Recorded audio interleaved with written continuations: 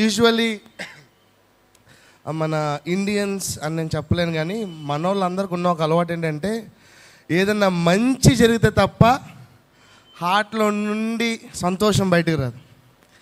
ఇప్పుడు అన్న ఇందాక చెప్పినట్టు 20 మెంబర్స్కి ప్రైజ్ వచ్చింది కదా, ఆ 20 మెంబర్స్ ఎవరో నాకు తెలియదు, కానీ వాళ్ళ పేర్లు చెప్పినప్పుడు వాళ్ళ ఆనందం అసలు ఎక్కడి నుంచో వచ్చేస్తుంది. మిగతా వాళ్ళందరికీ ఎలాగ ఉంటుందో నాకు తెలియదు. కుళ్ళుకునే వాళ్ళు కుళ్ళుకుంటారు, తిట్టుకునే వాళ్ళు తిట్టుకుంటారు, ఏడ్చే వాళ్ళు ఏడుస్తారు కదా. కానీ మనకు ఒక కారణం కావాలి. సంతోషంగా ఉండాలంటే ఏం కావాలి? మీకు అవసరం లేదా సంతోషం? కారణం లేకుండా సంతోషంగా ఉంటారా మీరు? Yes or no? కారణం కావాలి కదా. ఒకవేళ ఇక్కడే ఒక క్రికెట్ మ్యాచ్ జరిగితే ధోనియో కోహ్లీయో 6 కొడితే మధురవాడ స్టేడియం దగ్గర జనాలు అరిస్తే కొమ్మాది వినిపిస్తుంది. ఇక్కడ రియల్ హీరోని మనం ఆరాధిస్తున్నాం కదా. గోల లేదు, ఒక సంతోషం లేదు. యూత్ మీటింగ్కి వచ్చామా, వృద్ధుల మీటింగ్కి వచ్చామా అన్నట్టుంది. దీంట్లో మళ్ళీ విభజన చేశారు. చిన్న యూత్ అంట, పెద్ద యూత్ అంట. మేము పేద యూత్లాగా ఉన్నాం ఇక్కడ. చిన్న పెద్ద కాదు. నేను ఒక కారణం చెప్తా మీకు, ఓకే? ఈరోజు మేబీ ఎగ్జామ్లో నువ్వు ఫెయిల్ అయి ఉండొచ్చు, లేకపోతే దేవుడిని ప్రార్థనకు జవాబు ఇవ్వకపోయి ఉండొచ్చు, నువ్వు అనుకున్నది ఏది జరగపోయి ఉండొచ్చు. ఇందాక ఎవరో బాణం అని చెప్పారు కదా, ఫెయిల్యూర్ అయి ఉండొచ్చు. బాణాలు అంత లైఫ్ అంతా అతలాకుతలంగా ఉండొచ్చు. But I'll give you a solid reason to praise God, okay? మీరు అందరు చేతులు ఇట్లా పెట్టండి. గుండె కొట్టుకుంటుందా? ఎంతమంది గుండె కొట్టుకుంటుంది? చేతులు ఎత్తారంటే కొట్టుకుంటుందని అర్థం కదా. ఈరోజు నీకు ఒక కారణం చెప్తా. నువ్వు సజీవ లెక్కలో దేవుడిని నించాడు. ఏది జరిగినా, ఏది జరగకపోయినా, పాస్ అయినా, ఫెయిల్ అయినా, ఓడిపోయినా, ఏదైనా సరే ఈరోజు నేను దేవుని స్తుతించడానికి ఒక కారణం ఇచ్చాడంటే తెలుసా? ఈరోజు పొద్దున నేను కళ్ళు తెరవగలిగాను. I'm alive. సంతోషంగా సజీవంగా ఉన్నాము అంటే దేవునికి ఎలా స్తుతించాలి? నేను చెప్పను మీకు. హల్లెలూయా చెప్తారా? స్తోత్రం చెప్తాను. నేను చెప్పను. నువ్వు సజీవంగా ఉంటే నువ్వే చెప్పు. దేవునికి థ్యాంక్స్ చెప్పాలి, ఓకే? జస్ట్ హల్లెలూయా కాదు. I'll count 3. నువ్వు సజీవంగా ఉన్నందుకు ఎంత సంతోషంగా ఉన్నావో నువ్వు దేవునికి చెప్పు, నాకు కాదు, ఓకే? I'll count 3. సంతోషంగా ఉన్న 3 లెక్క పెట్టక ముందు కూడా చెప్పేసేయచ్చు.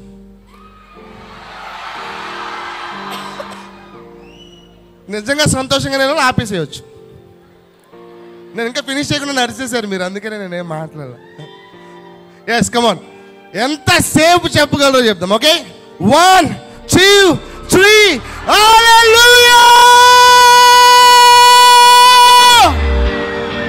గట్టిగా చెప్పడం దేవుని స్తోత్రం చేద్దాం.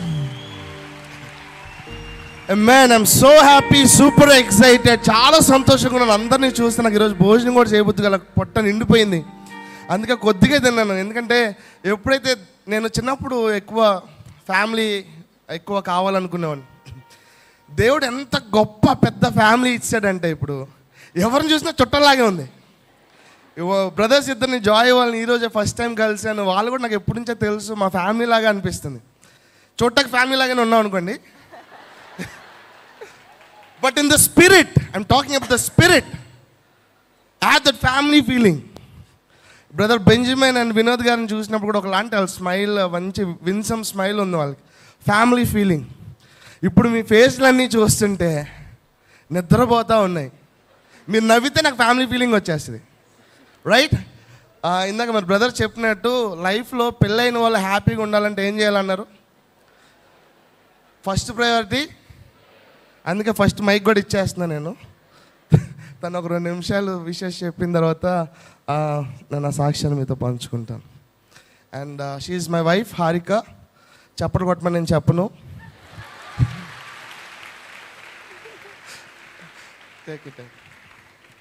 Praise Lord. నా పరిచయం పాస్టర్ డేవిడ్ పార్లా గారు చేశారు. సో నా పేరేంటండి? హారిక. 2004లో మేము అన్నీ విడిచిపెట్టి అన్నీ కోల్పోయి జీవితంలో అన్నీ నాశనం అయిపోయి తండ్రిని కోల్పోయి ఏమీ చేయలేని పరిస్థితిలో, దిక్కు తోచని పరిస్థితిలో ఒక్క ఉద్యోగం పట్టుకొని టింపనీ స్కూల్లో మమ్మీ ఒక టీచర్గా, ఎందుకంటే పల్లెటూరులో ఆ పరిస్థితిలో మమ్మీని ఉంచుకోవటానికి ఎవరు ఇష్టపడలేదు. సో అక్కడ నుంచి మాకు ఇక్కడ ఉద్యోగం చూశారు కాబట్టి మమ్మీకి ఇక్కడ వచ్చేసాము. నేను, తమ్ముడు, మమ్మీ ఇక్కడికి వచ్చేసాము. కొత్త ప్లేస్, కొత్త ప్రదేశం, ఎవరికీ తెలీదు, మేమెవరికీ తెలీదు. విశాఖపట్నం కొత్త, పల్లెటూరు నుంచి వచ్చాం, చెప్పాలంటే గుంటూరు నుంచి వచ్చాము. ఇక్కడ అలవాట్లు కొత్త, అన్నీ కొత్త. ఏం చేయాలో తెలీదు, ఎవరి దగ్గరికి వెళ్ళాలో తెలీదు, ఎవరితో ఎలా మాట్లాడాలో తెలీదు. అప్పటికే చాలా నిందలతో ఉన్నాం. ఒక తండ్రి లేని పరిస్థితి ఒక కూతురికి బాగా తెలుస్తుంది, ఎందుకంటే ఎన్నో నిందలు, ఎన్నో అవమానాలు, విచిత్రమైన ఫోన్ కాల్స్ వచ్చేవి, విచిత్రంగా మమ్మల్ని అడిగేవాళ్ళు, విచిత్రమైన ప్రశ్నలు అడిగేవాళ్ళు. అలాంటి పరిస్థితుల్లో దేవా, అప్పుడప్పుడే యూత్లో ఉన్నాను నేను. మా పాస్టర్ గారు చెప్పేవాళ్ళు, దేవుడి దగ్గరికి వెళ్ళు, దేవుడిని ఒక ఫాదర్గా ట్రీట్ చేయి, దేవుడిని అడుగు, దేవుడు నీకు అన్నీ ఇస్తారు. అప్పుడు నేను యేసయ్యని సొంత రక్షకునిగా అంగీకరించి బాప్తిసం తీసుకొని, దేవా నువ్వు నాకు ఫాదర్గా ఉండు, you are the fatherless, father to the fatherless అని వాక్యంలో ఉంది కదా, నువ్వు నాకు ఫాదర్గా నిలబడతావా నేను దేవుడిని అడిగాను. సో దేవుడు అంగీకరించారు అనుకుంటున్నాను. అయితే ఎప్పుడైతే నేను నా జీవితాన్ని దేవునికి అప్పచెప్పేశానో, ఇక్కడ ఏ కాన్ఫరెన్స్ జరిగినా, ఇక్కడ ఏ మీటింగ్ జరిగినా ఖచ్చితంగా మధ్యలో కూర్చునేదాన్ని. వినోద్ గారు చెప్పినప్పుడు కూడా నేను అదే అనుకున్నాను. ఆయన అక్కడ పైన కూర్చునేవాళ్ళు, నేను ఇక్కడ మధ్యలో ఎక్కడైతే నాకు సేవకులు కనిపిస్తారో అక్కడ కూర్చునేదాన్ని. బిగ్గరగా ఏడ్చేదాన్ని. హల్లెలూయా చెప్పమనగానే నాకు ఒక అవకాశం దొరికేది, పెద్దగా వినిపించినంతగా ఏడ్చేదాన్ని. దేవా, ఒకరోజు ఒక ఆశ కలిగింది, నన్ను కూడా వాడుకుంటావా? ఈ విశాఖపట్నంలో నేను వచ్చినప్పుడు నేను ఎవరికీ తెలియదు కదా, నన్ను కూడా వాడుకుంటావా? నన్ను కూడా యూజ్ చేసుకుంటావా? ఇలాగ విరిగిపోయిన జీవితాన్ని కూడా నువ్వు వాడుకుంటావా అని అడిగాను. లేదా నీ చర్చ్ బయట ఒక బెగ్గర్లాగా నన్ను ఉంచుకుంటావా? అక్కడైనా కూడా నేను ఈ వాక్యం అలా వింటూ ఉంటాను కదయ్యా. చర్చ్లోకి నేను మేబీ ఏం చేయలేకపోవచ్చు, పాడలేకపోవచ్చు, మాట్లాడలేకపోవచ్చు. నాకు బేసికల్గా మనుషులంటే భయం, స్టేజెస్ అంటే భయం, నాకు చాలా ఫోబియా. నేను వెళ్ళి నుంచోలేనయ్యా, నేను చేయలేనయ్యా, అట్లీస్ట్ బయట బెగ్గర్లాగానే ఉండనిస్తావా? అలా అడిగిన నన్ను ఈరోజు ఇదే స్థానములో ఒక సేవకులిగా, ఒక సేవకులాని భార్యగా మీ అందరికీ నా పేరు తెలిసేలాగా నా తండ్రి చేశారు. నేను ఎందుకు నా పేరు అడిగానో తెలుసా? 2004లో నేను ఎవరికీ తెలీదు, 2023లో ఈ లోకానంతటికీ తెలిసేలాగా నా తండ్రి నన్ను ఎత్తుకొని చూపించారు. వన్నెస్ ఫస్ట్ సీజన్ అయినప్పుడు మధ్యలో నుంచున్నప్పుడు ఏ సేవకుల దగ్గర యోగ్యత లేదని నేను అనుకున్నాను, ఆ సేవకుల మధ్యలో వాళ్ళందరి ఆశీర్వాదముతో, ఎంత పరిశుద్ధుల మధ్యలో ఏంజిల్స్ లాగా వాళ్ళందరూ నాకు కనిపించారు. వాళ్ళందరి మధ్యలో వాళ్ళతో కొంచెం ఈక్వల్గా నుంచొని పాడటం నా జీవితంలో గొప్ప సాక్ష్యం. అదే సేవకులు ఎదుట నుంచొని నా సాక్ష్యం ఎవరికీ తెలీదు. నేను డేవిడ్ పార్ల వైఫ్ అని అందరికీ తెలుసు, కానీ నే కుటుంబం నుంచి వచ్చానో ఎలా వచ్చానో ఎవరికీ తెలీదు. కానీ ఈరోజు నా జీవితం మొత్తాన్ని వాళ్ళకు కూడా పరిచయం చేయడానికి, నన్ను పరిచయం చేయడానికి, నాలాంటి వాళ్ళు ఎంతమంది ఇక్కడ ఉన్నారో, నువ్వు ఈరోజు ఇక్కడ కూర్చొని ఏడుస్తున్నావేమో, నా జీవితమే సజీవమైన సాక్ష్యం. దేవుడు తండ్రిగా నిలబడితే నీ జీవితంలో ఏదైనా సాధ్యమే, ఏమైనా చేయగలడు దేవుడు. ఒక టీచర్ కూతుర్ని ఒక సేవకురాలుగా చేసిన దేవుడు, నువ్వే జీవితంలో ఉన్నావో, ఏ పేరెంట్స్ నీడలో ఉన్నావో, ఎవరూ లేని స్థితిలో ఉన్నావేమో, నీ జీవితాన్ని ఒక్కసారి ఇదిగో దేవా నా జీవితం నీకు అర్పిస్తున్నాను నువ్వు ఇచ్చేస్తే, దేవుడుకు నీ జీవితాన్ని నువ్వు ఊహించని రీతిగా, అనుకోని రీతిగా మార్చగలిగిన దేవుడు. ఆయన మహిమ కోసం, ఆయన ఏర్పరచుకున్న దానికోసం నిన్ను మలచగలడు, మార్చగలిగే దేవుడు. నన్ను మలిచాడు, కాదు, మీ ముందు ఈరోజు ఇంత ధైర్యంగా నిలబడి మాట్లాడుతున్నానంటే అది కేవలం నా దేవుడు నాకు ఇచ్చిన ధైర్యం. నా తండ్రి నన్ను ఇక్కడి వరకు తన చేయి పట్టుకొని నడిపించాడు. అదే తండ్రిని నీ సొంత రక్షకునిగా నువ్వు అంగీకరించినట్లయితే నన్ను నడిపించిన దేవుడు, నన్ను మాట్లాడిస్తున్న దేవుడు, నన్ను మార్చిన దేవుడు నిన్ను కూడా మార్చగలడు. God bless. God bless. ఒకసారి మీ లెఫ్ట్ అండ్ రైట్ తిరిగి నేను ఒక మాట చెప్తాను, వాళ్ళకి చెప్పండి. ఓకే, అవి రెడీ? ఫస్ట్ నిద్రపోద్దని చెప్పండి వాళ్ళని. ఓకే, ఇప్పుడు చెప్పండి. ఇది మీరు వాళ్ళకి చెప్తున్నప్పుడు మీరు నమ్మి వాళ్ళకి చెప్పండి. ఓకే, వాట్ ఈస్, నన్ను చూస్తున్నారండి, పక్కన వాళ్ళకి చెప్పమన్నా నేను.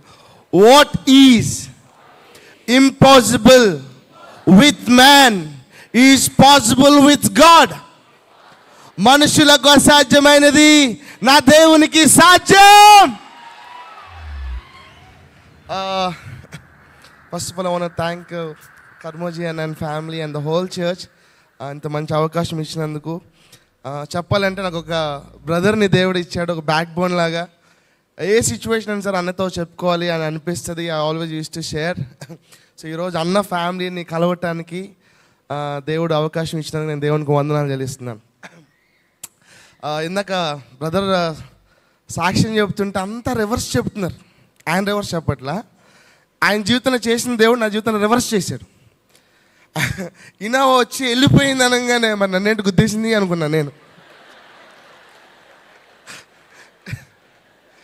దేవుడు ఎవరికి ఇవ్వాల్సిన వాళ్ళకి ఇస్తాడు. నువ్వు హ్యాపీగా తీసుకుంటే దేవుడు వాడుకుంటాడు. నేను జోయల్తో చెప్పి అదే నవ్వుకుంటున్నా. సప్పును వెళ్ళిపోయిందంటే నన్ను సప్పును గుద్దేసింది అనుకున్నాను. బట్ ఎనీవేస్, నేను చెప్పబోయే సాక్ష్యం చాలా పర్సనల్, నాకు చాలా కష్టము కూడా. బట్ మీరు జాగ్రత్తగా వింటే, మధ్య మధ్యలో చప్పట్లు కొట్టమని నేను చెప్పను, మీకు అనిపిస్తే కొట్టేసేయండి. విజిల్స్ వస్తే ఏమని కూడా నేను చెప్పను, మోత మోగించండి అని కూడా నేను చెప్పను. నేను చెప్పకూడదు కాబట్టి చెప్పట్లా, అంటే అలాగ ఉంటుంది సాక్ష్యం. బట్ నాకు టైం కొద్దిగా తక్కువ ఉంది కాబట్టి I will tell you something. మనందరం పుట్టాక మనుషుల చేత రిజెక్ట్ చేయబడతా ఉంటాం. కొంతమందికి నచ్చుతాం, కొంతమందికి నచ్చం. స్కూల్లో కొంతమంది టీచర్స్కి నచ్చుతాం, కొంతమంది టీచర్స్కి నచ్చం. కొంతమంది చుట్టాలకి నచ్చుతాం, కొంతమంది చుట్టాలకి నచ్చం. నా లైఫ్ నిజంగా రివర్స్. చెప్పాలి అంటే తల్లి గర్భంలో ఉన్నప్పుడే ఐ వాజ్ రిజెక్టెడ్, తృణీకరించబడిన వాడిని. దానికి కారణాలు ఉన్నాయి, మేబీ చాలామందికి అర్థం కాకపోవచ్చు. కానీ మాకున్న పరిస్థితికి మా నాన్నగారు, మా తాతగారు మధ్యప్రదేశ్ బిలాయిలో సేవ చేసేవాళ్ళు. దేవుడు మా నాన్నగారిని ప్రేరేపిస్తే మా తాతగారి సేవ చాలా పెద్ద సేవ. పరంజ్యోతి గారు, మా తాతగారు అందరు కలిసి పరిచర్యలో ఉన్నారు. అప్పుడు అక్కడికి పంపించారు. హాస్టల్స్ అన్నీ ఉన్నాయి. దేవుడు పిలిచాడని మా డాడీ పారిపోయి వచ్చారు. మా మమ్మీని తీసుకొని, పిల్లల్ని తీసుకొని మధ్యప్రదేశ్ నుంచి. మా తాతగారిది గోదావరి, హిందీ రాదు, ఎక్కువ చదువుకోలేదు. దేవుడు పిలిచాడని హిందీ రాకుండా మధ్యప్రదేశ్ వెళ్ళి అక్కడ సేవ చేశారు. అక్కడ సెటిల్ అయిన తర్వాత మా డాడీని దేవుడు విజయవాడ పిలిచారు. మా తాతయ్య పంపించాడంటే మా డాడీ పారిపోయి వచ్చారు. అప్పుడు ఇద్దరు పిల్లల్ని పెంచడం చాలా కష్టమైపోయింది మా డాడీకి. ఇల్లు లేదు, చర్చ్ లేదు, మినిస్ట్రీ లేదు, ఏమీ లేదు. అలాంటి టైంలో మా మమ్మీ నన్ను కన్సీవ్ అయింది. ఉన్న ఇద్దరు పిల్లలకే పాలు కాదు కదా, బ్రెడ్ ముక్క కూడా పెట్టలేని పరిస్థితిలో ఇప్పుడు మనకి ఇంకో మూడో బిడ్డ వద్దు అని ఆ రోజుల్లో మెడికల్ గవర్నమెంట్ హాస్పిటల్స్లో డోసులు ఉంటాయి. సో డోస్ ఇచ్చారు నాకు అబార్షన్ చేయటానికి. కొన్ని రోజుల తర్వాత హాస్పిటల్కి వెళ్తే డాక్టర్ చెప్పారు, బేబీ ఇంకా చనిపోలేదండి, బతికే ఉన్నాడు. అంటే మా నాన్నగారు డబుల్ డోస్ ఇచ్చేయండి అన్నారు. అంటే డబుల్ స్ట్రాంగ్ అబార్షన్ సంబంధించిన మెడిసిన్ ఇచ్చేయమన్నారు. ఇచ్చేసిన తర్వాత హాస్పిటల్కి మళ్ళీ కొన్ని రోజుల తర్వాత వెళ్తే బాబు చనిపోలేదండి ఇంకా. నేను చెప్పాను మీకు విజిల్స్ వేయొద్దు అని చెప్పాను నేను ముందే. దేవుడు ఒకరిని పుట్టించాలనుకుంటే అది ఆపటం ఎవ్వడి వల్ల కాదు. నువ్వు ఈరోజు ఇక్కడ ఉన్నావు అంటే దేవుడు నిన్ను పుట్టించాడు. ఇఫ్ యూఆర్ అలైవ్, అందుకే అడిగా మీరు సజీవంగా ఉన్నారు అంటే నువ్వు అనుకున్నావేమో దేవుడు నన్ను మర్చిపోయాడేమోనని. దేవుడు నిన్ను మర్చిపోతే నువ్వు అసలు ఇక్కడ ఉండవు. నువ్వు ఇక్కడ ఉన్నావు అంటే నేను ఎవరు? లూసిఫరా? నమ్ముతున్నావా? అప్పుడు మా డాడీ అన్నారు, డాడీ మళ్ళీ అడుగుతారని మరి డాక్టర్కి ముందే తెలిసిపోయినట్టుంది, ఈసారి ఎక్కువ డోస్ ఇస్తే మదర్కి కూడా ప్రమాదం అండి, తల్లి కూడా చనిపోయే ప్రమాదం ఉంది అని. ఇంకా తప్పని పరిస్థితులు, అంటే ఇక్కడ పరిస్థితులను బట్టి మా పేరెంట్స్ ఆ డెసిషన్ తీసుకోవాల్సి వచ్చింది. కానీ దేవుడు తన ప్రణాళికలో నన్ను ఉంచాడు కాబట్టి సజీవ లెక్కలో మరి ఆ రోజుల్లోనే నన్ను ఒక ఫారినర్ అని పిలిచేవాడు. తెల్లగా, ఆ తెల్లగా ఎందుకు అని చెప్తాను తర్వాత. తెల్లగా రెడ్ హెయిర్తో కర్లీ హెయిర్తో పుట్టాను. అప్పుడు అందరూ అబ్బా ఫారినర్ లాగా ఉన్నాడు అని చెప్పి అందరూ ఎత్తుకోటానికి చూడటానికి వచ్చేవాళ్ళంట. 2 డోసుల ఎఫెక్ట్కి బాడీ అంతా కాలిపోయి తెల్లగా పుట్టించాను.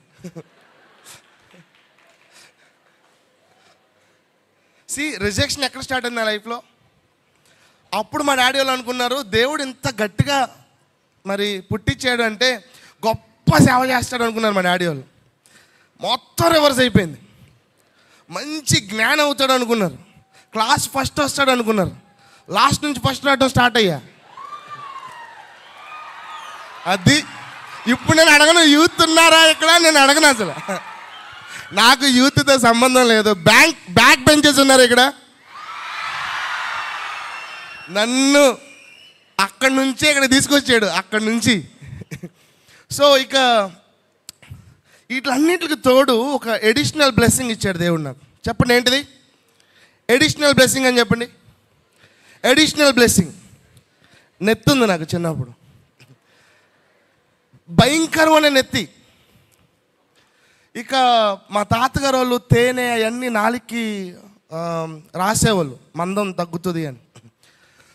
సో నేను మా డాడీని డాడీ అని పిలవలేను, అందరూ వినేసారు, ఇంకెందుకు వెళ్ళిపోతాను నేనైతే ఇక్కడ. డాలీ అని పిలిచేవాడిని. ఈడెవడరా చిన్న వయసులో డాలీ అంటున్నాడు అనుకున్నారు అందరూ. అది డాలీ కాదు, డాలీ. వర్షం పడుతుంటే నరసం వస్తుంది అనేవాడిని. మీరేలా నవ్వితే అప్పుడు జనాలు నన్ను చూసి ఎలా నవ్వేవాళ్ళు, నాకు ఎలా ఉండేదో చూడండి. ఏడుపు, ఏడవలేను. ప్రతి ఒక్కడు ఎలా నరసం ఎలా ఉన్నవరా అనేవాళ్ళు. లైఫ్ జోక్ అయిపోయింది. వీటికి తోడు దేవుడు ఏమన్నా కొద్దిగా ఎక్స్ట్రా యాక్టివిటీస్ ఇచ్చాడా అంటే కొద్దిగా ఎక్స్ట్రా శరీరం అయితే ఇచ్చాడు. దాంతో ఏమైపోయిందంటే క్రికెట్ ఆడదామంటే జాయిన్ చేసుకునే వాళ్ళు కాదు, పరిగెత్తలేం కదా మనం, సప్పాయిలు బాల్ తేలేము. ఇక అందరూ ఒకదానికి వాడుకునేవాళ్ళు. చెప్తారా చెప్పమంటారా? మిగిలింది అదే ఎంపైర్.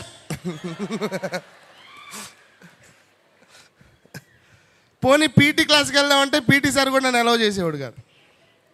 సరే నేను ఏదో ఒక స్పోర్ట్లో ఉండాలి కదా అని చెస్ పిక్ చేసుకుని కూర్చొని ఆడుకోవచ్చాను.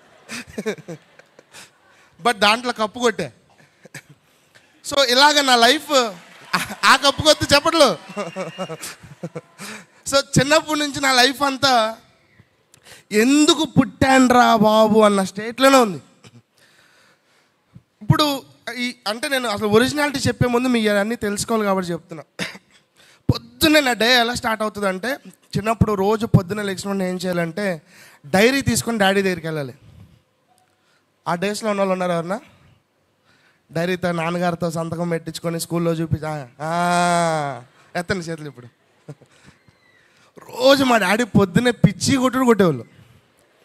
అన్నీ హోంవర్క్ ఖాళీ. స్కూల్కి వెళ్ళిన తర్వాత టీచర్, ప్రతి క్లాస్కి ఒక టీచర్ వచ్చేవాళ్ళు, ప్రతి టీచర్ కొట్టేవాళ్ళు, ప్రతి సబ్జెక్ట్ ఖాళీగా ఉందని. సో నన్ను తీసుకెళ్ళి లాస్ట్ బెంచ్లో పడేశారు. దేనికి పనికిరాడీయడం అని చెప్పి లాస్ట్ బెంచ్లో పడేశారు. ఆ తర్వాత ప్రతి ఎగ్జామ్ మా డాడీకి అర్థమైపోయింది. వాళ్ళు పెద్దోళ్ళు కదా, వాళ్ళకి జ్ఞానం ఎక్కువ ఉంటుంది, మెచ్యూరిటీ ఎక్కువ ఉంటుంది. మా డాడీకి నా సిచ్యువేషన్ అర్థమైపోయి ఫస్ట్ టైం నాకు ఇష్టమైన రిక్వెస్ట్ ఒకటి చేశారు మా డాడీ. నాకు ఇష్టమైంది ఫస్ట్ టైం మా డాడీ చేశారు. అరే పాస్ మార్కులు తెచ్చుకోరా, నీకు దండం పెడతాను. హార్ట్కి ఎంత సూదింగ్గా ఉందంట అది విన్నప్పుడు. అమ్మ నన్ను కొట్టరు, పాస్ మార్క్. ఇప్పుడు 25 పాస్ మార్క్ అయితే 26. అమ్మయ్యా, ఇలా ఉండేది నా పరిస్థితి. మా అన్నయ్య ఏమో ఆపోజిట్, అన్ని గోల్డ్ మెడల్సే. 100కి 100, 100కి 99, 100కి 100, 100కి 99. నేనేమో అన్నిటికి ఆపోజిట్. సో మా చుట్టాలు వచ్చినా ఎవరు వచ్చినా ఎవరు నాతో మాట్లాడటానికి ఇష్టపడేవాళ్ళు కాదు, నాతో ఉండటానికి ఇష్టపడేవాళ్ళు కాదు. ఈడు అలరోడు, ఈడు దోలోడు అని ఎప్పుడు పక్కన పడేస్తూ ఉండేవాళ్ళు. Welcome to the family. So మనం ఏ పీస్ అంటే పక్కన పడేసిన బీరకాయ పీస్ అనమాట.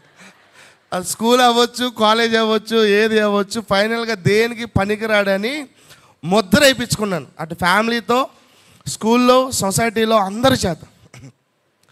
సో మొత్తానికి మా డాడీ బతిలాడి 10th ఒక్కటి చేయరా ప్లీజ్ రా, 10th ఒక్కటి చేయరా ప్లీజ్ రా, కనీసం 10th చేసుకున్నాడని చెప్తాను రా, 10th చేయరా అన్నారు. సరే స్కూల్లో చదివేదట్లేదని మంచి ట్యూషన్ సార్ని పెట్టి, చాలా పెద్ద ఆయన, చాలా ఫేమస్ అనమాట ఆయన దగ్గర, ఆయన కూడా క్రిస్టియన్ అని, ఆయన దగ్గర జాయిన్ చేసి అడిగారు. ఆయన ఏముంది ఫస్ట్లో పాస్ట్ గారు అబ్బాయి కదా, అది కదా అని, మీ ఓడిని నేను మార్చేస్తాను సార్, మీ ఓడిని నేను లేపేస్తాను సార్ అన్నాడు ఆయన. మా డాడీ మనసులో అనుకుని ఉంటారు, మీకు మా వాడి సంగతి తెలియదండి అని. 6 నెలలు పోయింది. మా డాడీ ఆయన కలవటకు వస్తే ఆయన అన్నాడు, మీ ఓడి 10th పాస్ అయితే నా స్కూల్ ఎత్తేస్తాను సార్ అన్నాడు ఆయన. ఈలోపు 10th ఎగ్జామ్స్ వచ్చినాయి. క్వశ్చన్ పేపర్ తప్ప ఇంకేం రాదు నాకు. క్వశ్చన్ పేపర్లో క్వశ్చన్స్ తప్ప ఇంకేం రావు. సో నా ఎదురుగా లక్కీగా నాతో పాటు ఎప్పుడు చిన్నప్పుడు చదివిన ఒక క్రిస్టియన్ అమ్మాయి ముందుకు వచ్చింది. ఆ అమ్మాయి పేరు సునంద. ఆమె నా జీవితంలో కృప కాదయ్యా, సునంద మాత్రమే. సో నేను చిన్నప్పుడు ఫ్రెండ్ కదా, కొద్దిగా హెల్ప్ చేస్తుంది అనుకొని, హాయ్ సునంద బాగున్నావా అది అని మాట్లాడి, చూపిస్తావా అని అడిగాను నేను. ఆమె బాగా చికాకు పడిపోయింది. మొత్తానికి చూపిలా, మనకి స్కిల్స్ ఎక్కువ, మొత్తానికి దొంగచాటుగా చూసి రాసాను, అయిపోయింది. నెక్స్ట్ రోజు వాళ్ళ ఇంటిలో పాదం తీసుకొచ్చేసింది. వాళ్ళ డాడీని, వాళ్ళ అన్నయ్యని, అందరినీ, వాళ్ళందరూ గుంపు కూడేశారు నా దగ్గర. ఏందిరా వీళ్ళందరినీ తీసుకొచ్చేసింది అనుకున్నా నేను. వాళ్ళందరూ వచ్చి, బాబా మా అమ్మాయి చాలా కష్టపడి చదువుకుంది, దయచేసి మా అమ్మాయిని డిస్టర్బ్ చేయొద్దు, దయచేసి మా అమ్మాయిని ప్రాబ్లం పెట్టొద్దు, అది ఇది అని చెప్పి పాపం అందరూ నన్ను రిక్వెస్ట్ చేశారు. నేను చాలా సిన్సియర్గా యాక్సెప్ట్ చేశాను వాళ్ళ రిక్వెస్ట్ని. లోపలికి వెళ్ళిన తర్వాత క్వశ్చన్ పేపర్ చూస్తేనేమో ఆప్షన్ లేదు నాకు, సునంద తప్ప వేరే ఆప్షన్ లేదు. బయట చూస్తేనేమో వాళ్ళ అన్నయ్యలు ఉన్నారు, లోపల చూస్తేనేమో ఆన్సర్స్ రావు. సర్లే కొడితే కొట్టారు, తిడితే తిట్టారు, 10th పాస్ అవ్వాలని మళ్ళీ పిలిచారు సునంద అని. సునంద గీడి వినేదట్లు లేడు అనుకొని ఇన్విజిలేటర్ని పిలిచింది. ఇంకా మీరు ఇవన్నీ తర్వాత ట్రై చేయొద్దు, మీ దగ్గర ఎక్కడ చెప్తున్నా, నా పాస్ట్ చెప్తున్నా నేను. సో ఇన్విజిలేటర్ వచ్చాడు.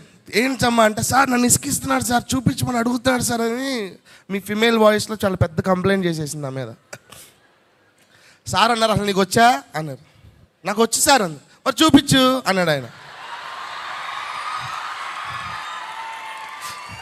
ఆ రోజు అనుకున్నా నేను దేవుడు ఉన్నాడు అని. అంటే నాకున్న 10th క్లాస్ నాలెడ్జ్ సంగతి చెప్తున్నా నేను. ఇప్పుడు ఒక పాస్టర్గా అలా కంపేర్ చేసుకోవద్దు మీరు. అప్పుడు 10th క్లాస్ పిల్లోడికి నాకు అనిపించింది దేవుడు ఉన్నాడు అని.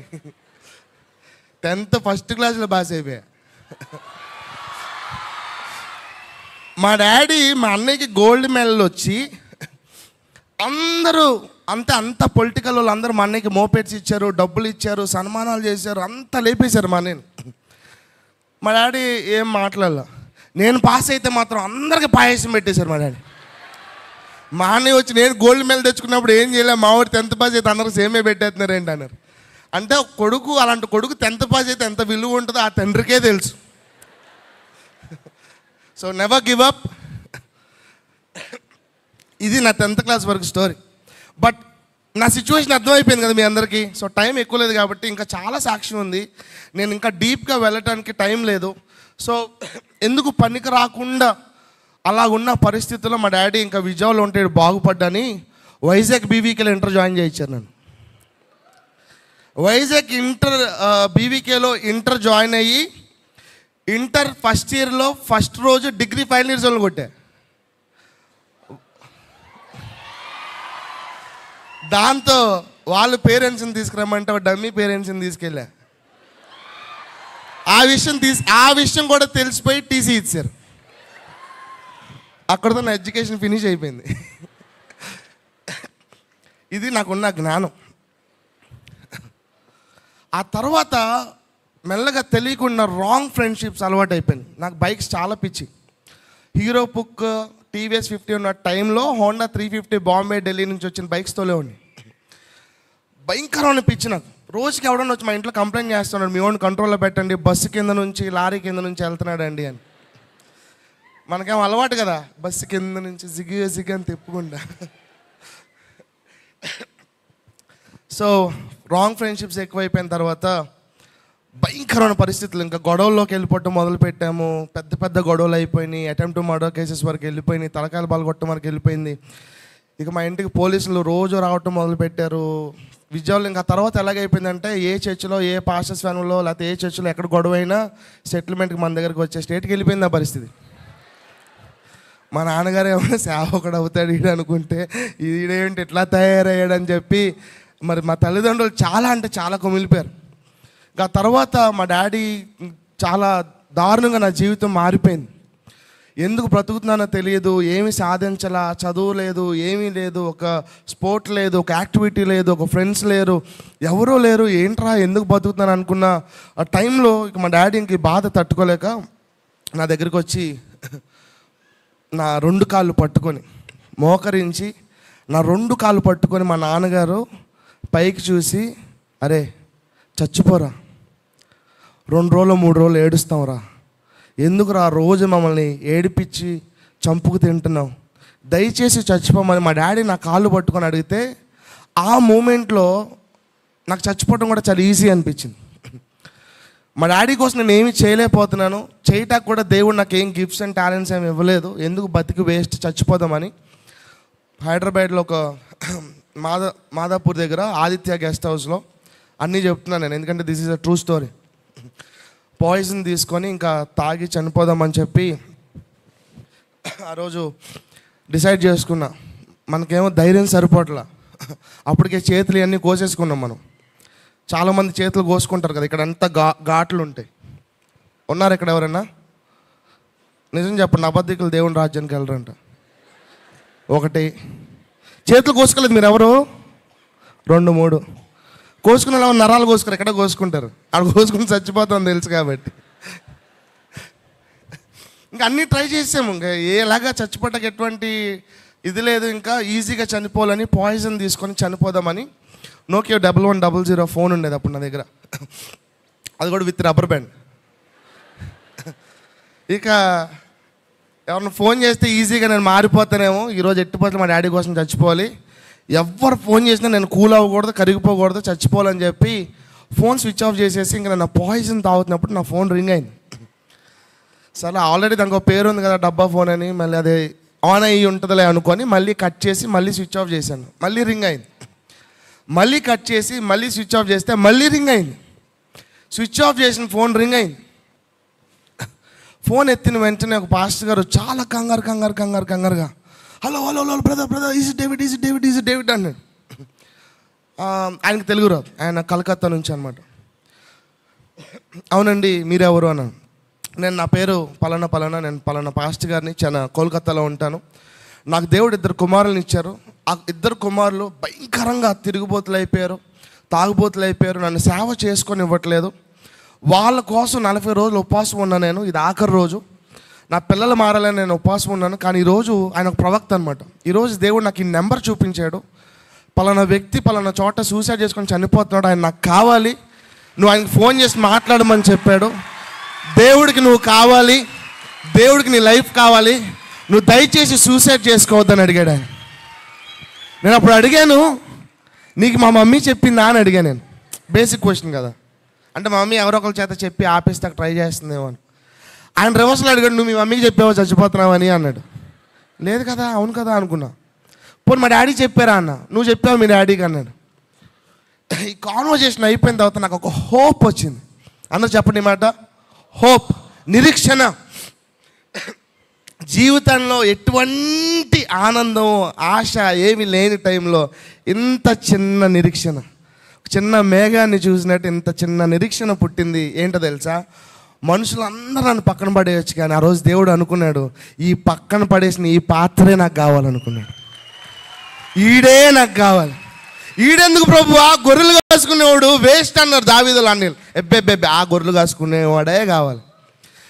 ఈరోజు నిన్ను కూడా జనాలు అంటారు వీడు వేస్ట్ సార్, ఎందుకు పనికిరాడని. గుర్తుపెట్టుకోండి ఈ మాట. మనుషులకు అసాధ్యమైంది దేవునికి సాధ్యం. హల్లెలూయా. ఆ తర్వాత వైజాగ్ వచ్చిన తర్వాత సెప్టెంబర్ 3, 2009 మన చిన్నవాళ్ళ దగ్గర ఇన్నోవా ఇన్సిడెంట్. ఇది సప్మని వెళ్ళిపోయిందని చెప్పాగా, జాగ్రత్తగా వెళ్ళారు. వైఎస్ రాజశేఖర రెడ్డి చనిపోయారు అప్పుడు. సో మా ఫ్రెండ్ కలెక్టర్ కొడుకు అనమాట. సో ఆంటీ కలెక్టర్ అనమాట. చాలామంది నాకు వైజాగ్లో పొలిటికల్ అలాగే డిపార్ట్మెంట్లో నుంచి చాలామంది ఫ్రెండ్స్ ఉండేవాళ్ళు. సో కలెక్టర్ కొడుకు కదని చెప్పి మేమంతా చాలా హడావిడి చేసుకుంటూ బీచ్ రోడ్లో వెళ్తున్నాం అనమాట. నేను ఆల్మోస్ట్ 120 స్పీడ్లో ఉన్నాను. నాది CBC బైక్. అప్పట్లో CBC పిచ్చి ఉండేది బాగా నాకు. మా వాళ్ళు R15 కొన్నారు కొత్తది. నేను అన్నాను బైక్లో ఏముంటుందిరా, తోలే వాళ్ళ కదా ఉంటుంది, CBC సంగతి తెలుసా నీకు అసలు, చూసుకుందాం అని చెప్పి ఇద్దరం రేస్ పెట్టుకుని వెళ్తున్నాం.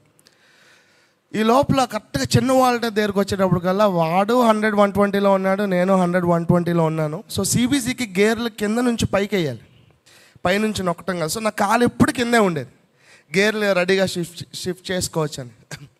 కరెక్ట్గా చిన్న వాళ్ళ దగ్గర కారు గుద్దటం బైక్తో పాటు ఎగిరి పడ్డాను. నా కాలు ఆ గేర్ దాంట్లో ఇరుక్కుపోయి బండితో పాటు కాలు వెళ్ళిపోయింది. నేను పక్క వచ్చాను.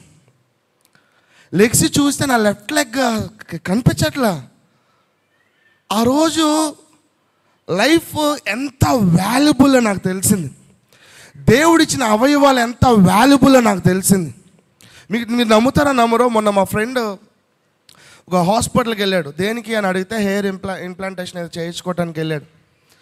నేను అన్నాను పెళ్ళి అయిపోయింది కదరా ఇప్పుడు ఎందుకురా జుట్టుతో నీకు పని అన్న. లేదు బాగా పెట్టించుకోవాలి అది ఇది అన్నాడు. సరే వెళ్ళు. ఎంత అన్న. ఒక్క హెయిర్ 1800 అంట. నువ్వు చెప్పాలి ఒక్క హెయిర్ ఎంత? ఇక్కడ డబ్బులు లేవన్న వాళ్ళు ఎవరున్నారు? నెత్తి మీద చేయండి చెప్తా. దేవుడు మీ తల మీద ఎంత ఆస్తి ఇచ్చాడు చూడండి. అంటే దేవుడు మనకిచ్చింది ఎంత వాల్యుబుల్లో తెలుసా? ఈరోజు ఆ ఒక్క ఎంట్రుకు పెట్టడానికి డాక్టర్ 1800 పెట్టుకుంటే దేవుడు నిన్ను నమ్మి తన స్వరూపంలో తన పోలికలో నీకు ఎన్ని విలువైన అవయవాలు ఇచ్చి నిన్ను ఆయన సృజించాడు. తల్లి గర్భంలో నిన్ను రూపింపబడక మునిపే ఆయన కళ్ళు నిన్ను చూసాయి, నన్ను చూసాయి. ఆమేన్. అప్పుడు ఆ రోజు దేవా సేవ చేద్దాం అనుకున్నాను కదా ప్రభువా, ఈ ఒక్క కాలుతో ఎలా సేవ చేయాలి? హాస్పిటల్కి తీసుకెళ్ళిన తర్వాత డాక్టర్స్ అన్నారు it's very impossible. 7 Hills hospital అయింది. చుట్టాలు తెలిసిన వాళ్ళందరూ ఈడు అనవసరంగా బతికాడు, చచ్చిపోయినా బాగుండదు కదా, దేనికి పనికిరానివాడు ఎందుకు బతికి, అదే తల పగిలిపోతే బాగుండు కదా అన్నారు. అప్పుడు ఒక డాక్టర్ వచ్చి ఇట్ కెన్ బి ఆపరేటెడ్ అవుతుంది అని చెప్పి, ఆయన పేరు షా, ఇంకా ఉన్నారో తెలియదు, డాక్టర్ షా అని పిలుస్తారు ఆయన సర్జరీ చేశారు. కాకపోతే ఒక క్లాజ్ ఇచ్చారు, సర్జరీ అయితే చేస్తాం కానీ ఎగ్జాక్ట్ కాలు అతుకుతుందో లేదో మేము చెప్పలేం.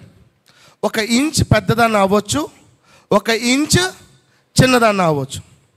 సో ఒకవేళ చిన్నదైతే పెద్ద చెప్పు, ఒక కాలుకి పెద్ద చెప్పు వేసుకుంటారు కదా, అలా పెద్ద చెప్పు వేసుకొని ఉండాలి అని.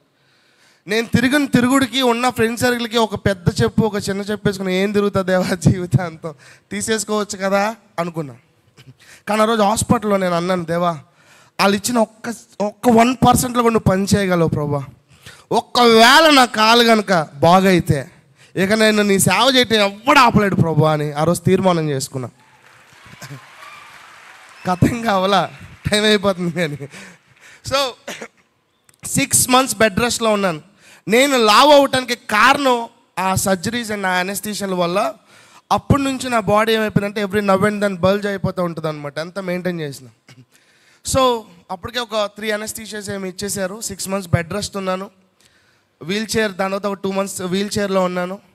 ఆ తర్వాత చాలా నెలల తర్వాత ఫస్ట్ టైం నా 2 కాళ్ళు కింద పెడుతున్నాను. సో కింద పెట్టినప్పుడు ఇప్పుడు నాకు పరీక్ష, ఎందుకంటే లోపల జరిగే గ్రోత్ని నేను బయట నుంచి డిసైడ్ చేయలేను. బోన్ పెద్దగా పెరిగిందా చిన్నగా పెరిగిందా, అసలు పెరిగిందా లేదో నాకు తెలియదు కదా. ఇప్పుడు నేను ఇలా నుంచుంటానా నాకు తెలియదు.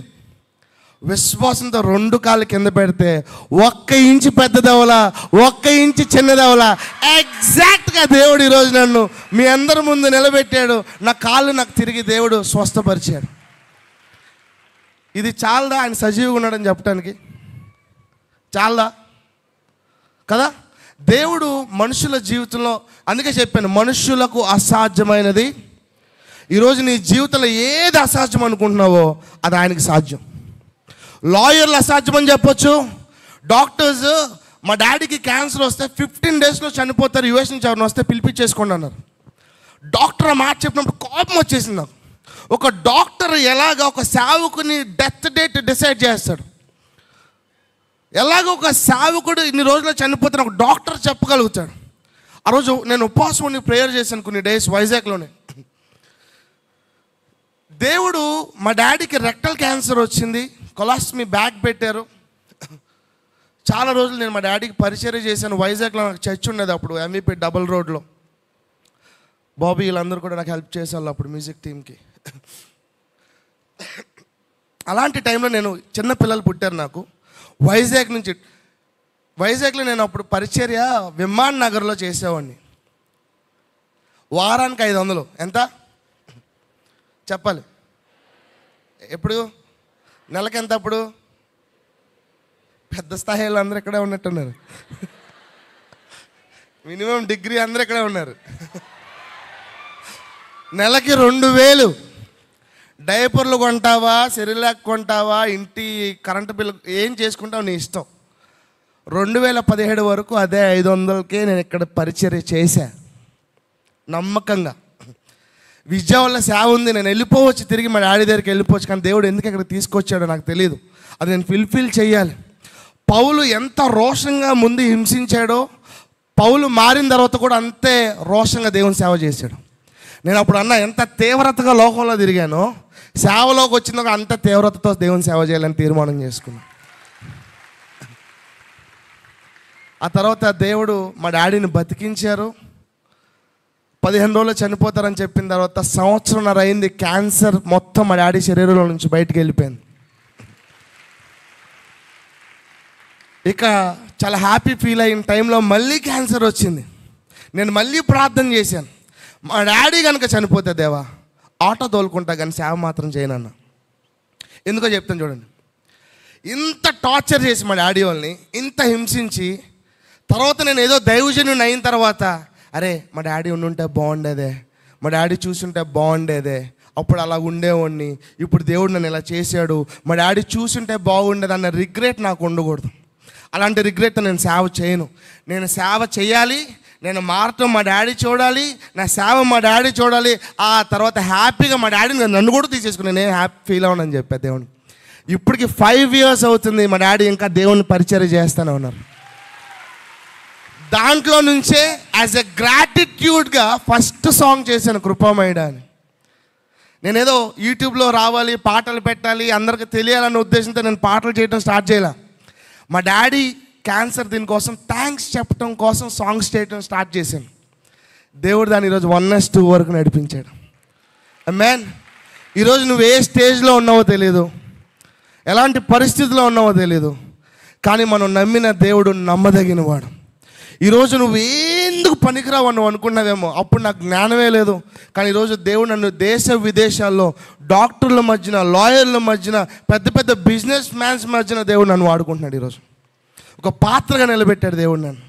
సో ఒక్కసారి మీరు లెఫ్ట్ అండ్ రైట్ తిరిగి, అందరు నిలబడండి, లెఫ్ట్ అండ్ రైట్ తిరిగి పక్కన వాళ్ళకి ఈ మాట చెప్పండి, you are not a mistake అని చెప్పండి. You are not a mistake కాదు. Thank you, brother. Do you believe that you are not a mistake? Yes.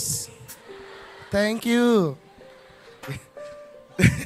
Do you believe that you are not a mistake? Do you believe that you have a purpose? Do you believe that God loves you? Then give him a big shout and say, Lord, thank you, Lord.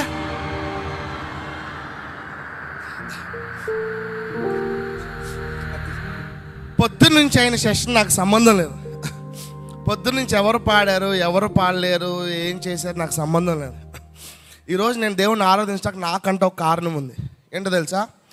కాలే లేని నాకు దేవుడు కాళ్ళు ఇచ్చాడు కదా, అలా నుంచొని నేను చేయలేను. ఐ యాక్సెప్ట్, నేను లావు ఉన్నా, నేను ఎగరలేను మీకులాగా, ఓకే? అలాగని చెప్పి నేను కామ్గా కూర్చోలేను. ఎవరు స్టేజ్ ఎక్కినా నా కాళ్ళు ట్యాప్ అవుతూనే ఉన్నాయి. ఎవరైనా డ్యాన్స్ చేస్తారో వాళ్ళతో పాటు వేద్దాం అంటే అందరూ ప్రొఫెషనల్గా. God bless. మన సజీవమైన దేవుని ఆరాధిస్తున్నాం. ఎవరు? సజీవమైన దేవుడు. ఎక్కడ 2-3 నామాను కూడి ఉంటారో అక్కడ ఇప్పుడు దేవుడు. ఇప్పుడు నిజంగానే ఇక్కడికి ఒక మెగాస్టార్ చిరంజీవి, మహేష్ బాబు వస్తే ఏం చేస్తారు మీరు? ఇప్పుడు దాకా ఎప్పుడు అరవనంత ఇదిగా అరుస్తారు, అవునా? వాళ్ళ సాక్ష్యం చెప్తే ఎలా చెప్తారు? కేకలు చేస్తారు కదా. మరి ఇక్కడ నిజంగా సజీవుడు అనే దేవుడు, ద రియల్ హీరో, నీ కొరకు సిలువ మీద ప్రాణం ఇచ్చిన వాడు ఇక్కడ ఉంటే అంత మౌనంగా ఎలాగా ఉండాలనిపిస్తుంది మీకు? ఆయన నమ్మిన వారు ఆయన సిగ్గుపరిచే దేవుడు కాదు, ఓకే? ఫ్రీ చేసుకోండి. మీరు అందరూ డ్యాన్స్ చేస్తారు, నాకు అర్థమైపోయింది. ఆల్రెడీ నా విషయంలో చూసేస్తున్నాను. మీకు గంతులేలు అనిపిస్తుంది కూడా నాకు అర్థమైపోయింది. కొంతమంది కచ్చీపులు రెడీ చేసుకున్నారు తిప్పటానికి, చున్నీలు తీశారు నా విషయంలో. అరే నాకు అనుకున్నలా చేసేస్తున్నారు మీరు. Prophecy. Are you ready?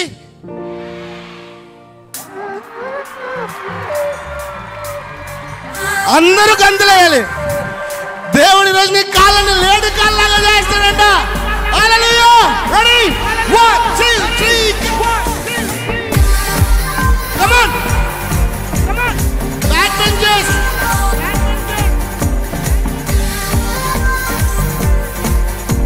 Don't stop. Come on. సంతోషంగా. నువ్వు నమ్మి వచ్చి నీ సిగ్గు చెందలేదు, నీ దయ నన్ను విడువలేదు. నిన్ను నమ్మి వచ్చి నీ సిగ్గు చెందలేదు, నీ దయ నన్ను విడువలేదు. ఖాళీ చేతితో నే వచ్చితివి, సమృద్ధితో నన్ను నింపితివే. ఖాళీ చేతితో, సమృద్ధితో, ఖాళీ చేతితో. మీకు ఒక విషయం చెప్తాను చూడండి. ఒక విషయం చెప్తాను, నేను 2 చెప్పినా మీరు వినొద్దు, చెవులు మూసేసుకో. ఆశ కలిగిన ప్రాణం దేవుడు తృప్తిపరుస్తాడు. నీకు ఆశ లేకపోతే తృప్తి లేదు, అంతేనా? Simple logic. ఆశ కలిగిన ప్రాణాన్ని దేవుడు మాట ఇస్తే తప్పే దేవుడే కాదు. నువ్వు ఈరోజు ఆశపడి ఇప్పుడు ఇక్కడ తృప్తి చెంది బయటికి వెళ్తావు. ఖాళీ చేయ దేవుడికి ఒక్కసారి ఇచ్చే, ఆయన ఆకాశ వాకిలు నిప్పితే పట్టజాలనంత ఆశీర్వాదం తీసుకుని ఈరోజు బయటికి వెళ్తాం. కమాన్. ఖాళీ చేతితో అరవాలి. ఖాళీ చేతితో నే వచ్చితివి, సమృద్ధితో నన్ను.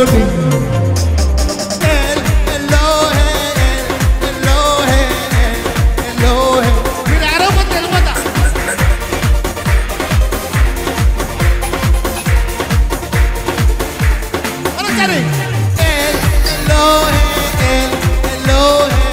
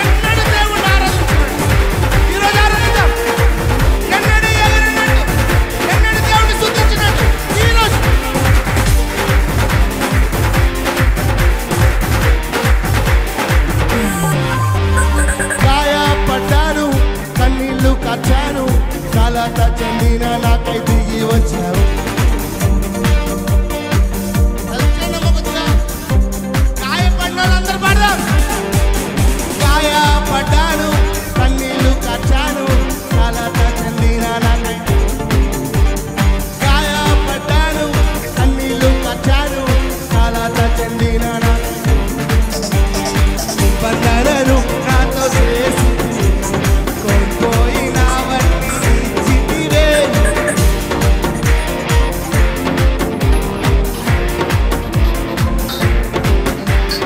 నిబంధనను కోల్పోయినవన్నీ చెప్తామన్నా. నిబంధనను కోల్పోయినవన్నీ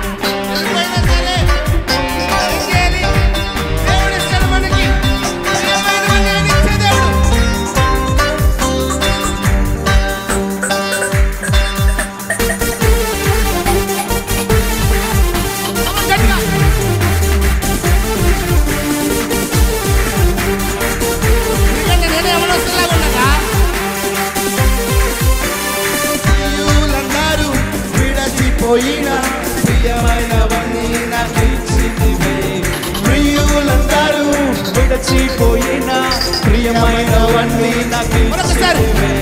ప్రియులందరూ విడచిపోయినా ప్రియమైనవన్నీ నాకు ఇచ్చితివే.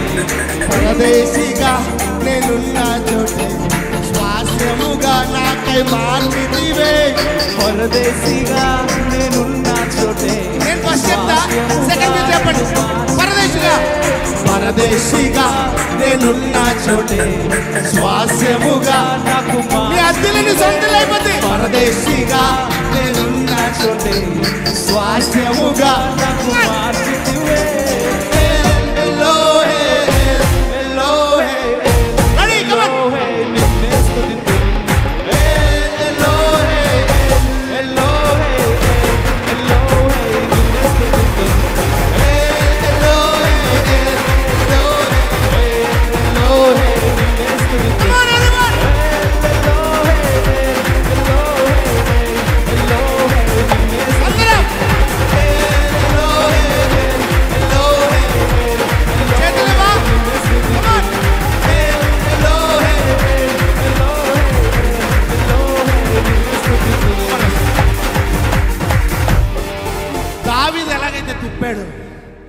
ఈరోజు నువ్వు తిప్పి తిప్పి కొడితే నీ శత్రువు పడిపోవాలి.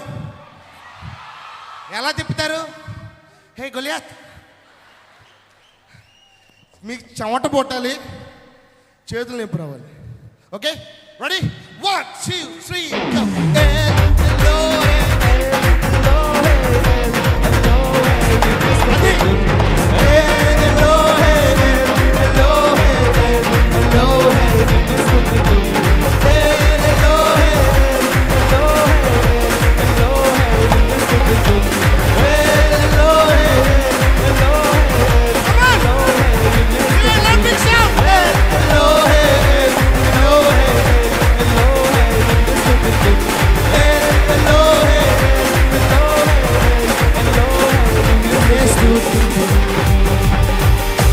గట్టిగా అరిసిదే ఉంటాం. సరిపోలే.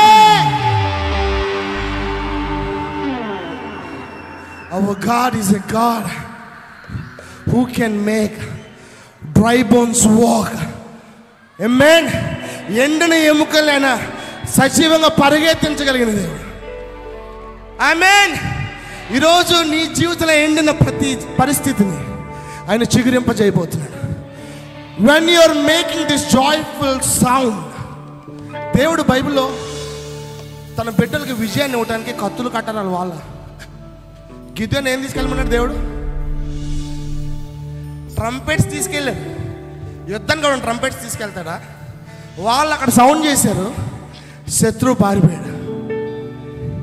ఎరుకో గోడ దగ్గర ఏం చేశారు? Simple. The moment you start praising from your heart, open up your hearts and say Lord here I am. ఎందుకు పనికిరాను వాళ్ళు ఈరోజు నిలబడుతున్నాను ప్రభు. Take my life lord.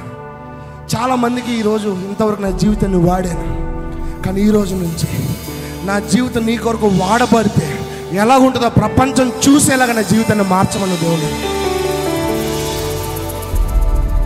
Your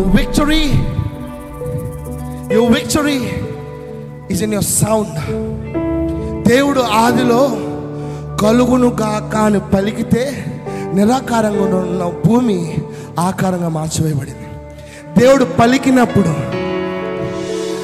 Suryachandra ఆకాశాలకి దేవుడు పలికినప్పుడు అవి కలిగాయి. దేవుడు నీళ్లతో పలికితే ద్రాక్షారసంగా మార్చబడ్డాయి. కృటివాడి దగ్గర దేవుడు పలికితే వాడికి చూపు వచ్చింది.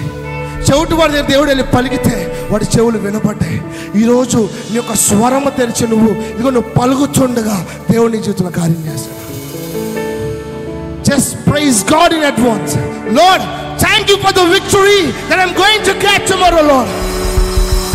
Lord, give me, Lord, a big praise and say, thank you, Lord. You were a good Father. You were an amazing Father, Lord. Come on, let's close our eyes and just give yourself. నీ పక్కన ఎవరున్నారో, నీ ఎదురుగా ఎవరున్నారో పట్టించుకోవద్దు. Just give yourself to the Lord as a living sacrifice and say, Lord, here I am. यीशु मेरे दिल में तू, यीशु मेरे हर पल में तू. Say with me. यीशु मेरे दिल में तू, यीशु मेरे हर पल में तू. तेरा गाऊंगा दुख में भी तुझे प्रणाम करूंगा. सुख में तेरा गाऊंगा दुख में भी तुझे प्रणाम करूंगा.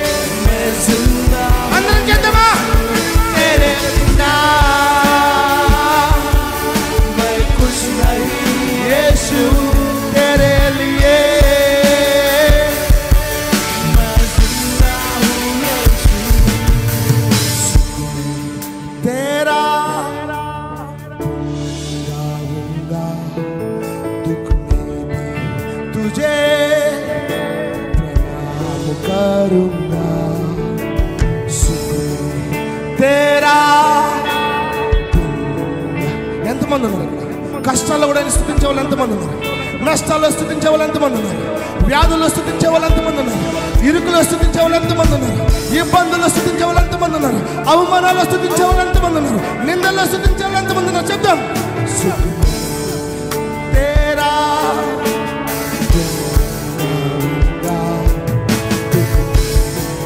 तुझे प्रणाम करूंगा, तेरे बिना मैं कुछ नहीं यीशु, तेरे लिए मैं जिंदा हूं, तेरे बिना मैं कुछ नहीं यीशु, तेरे लिए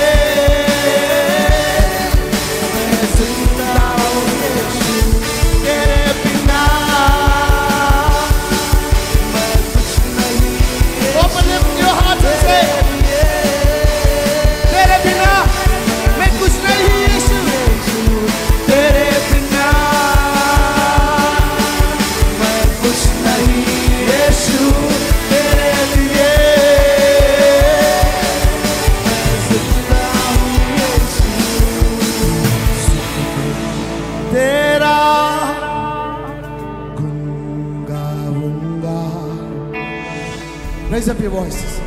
दुख में भी तुझे प्रणाम करूंगा, सुख में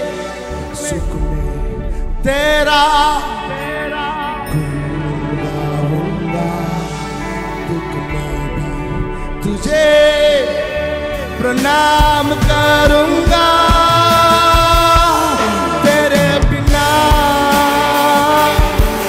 मैं कुछ नहीं यीशु, तेरे लिए मैं जिंदा हूं यीशु, तेरे बिना मैं कुछ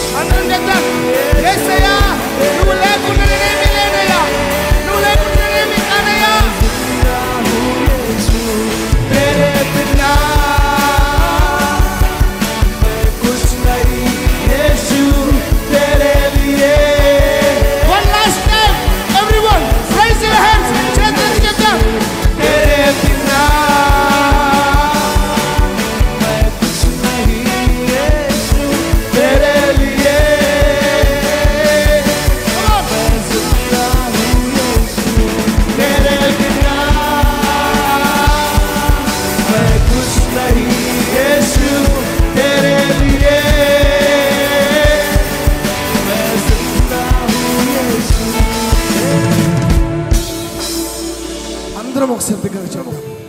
तेरे बिना నాతో పాటు చెప్తారు అందరూ. तेरे बिना పైన టాప్ లెగ్స్ మీద చెప్తాం. तेरे बिना मैं कुछ नहीं यीशु, तेरे लिए come on one last time. तेरे बिना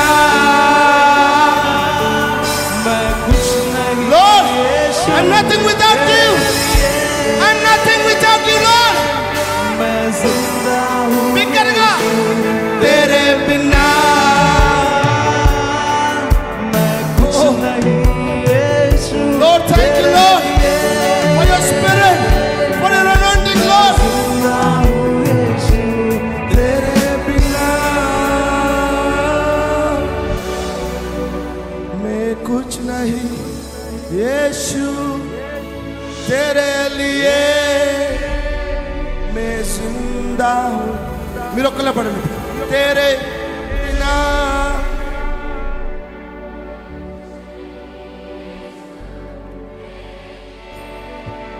I think angels would be rejoicing. Come on, give your lives to God. Deva idigo na jeevitam. Take it. Lord, here is my heart. Take it Lord. Tere bina. Come on, give Lord a big shout. मैं कुछ नहीं तेरे लिए. సాతాన్ గడికి చెప్తావా ఈరోజు?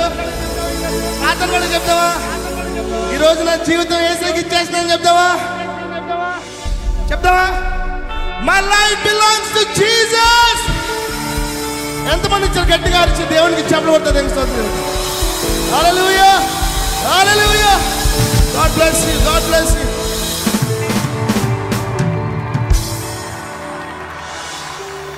Praise the Lord. Can we all be seated, please? Hallelujah. దేవునికి మహిమ కలుగును గాక. ఈ సమయంలో ఒక ప్రత్యేకమైన పాటతో మనందరికి ఇద్దామండి. మన మధ్యలో బ్రదర్ శామ్యుల్ దీప్ గారు, ఫార్మల్గా చెప్పడం బాగాలేదేమో, మా మామయ్య, my very own uncle. I think most of my inspirations, most of my decisions that I take are mostly guided and inspired by him. Of course, first దేవుని చిత్తము, తర్వాత మామయ్యని ఒక ఇన్స్పిరేషన్గా కూడా నేను తీసుకుంటూ ఉంటాను.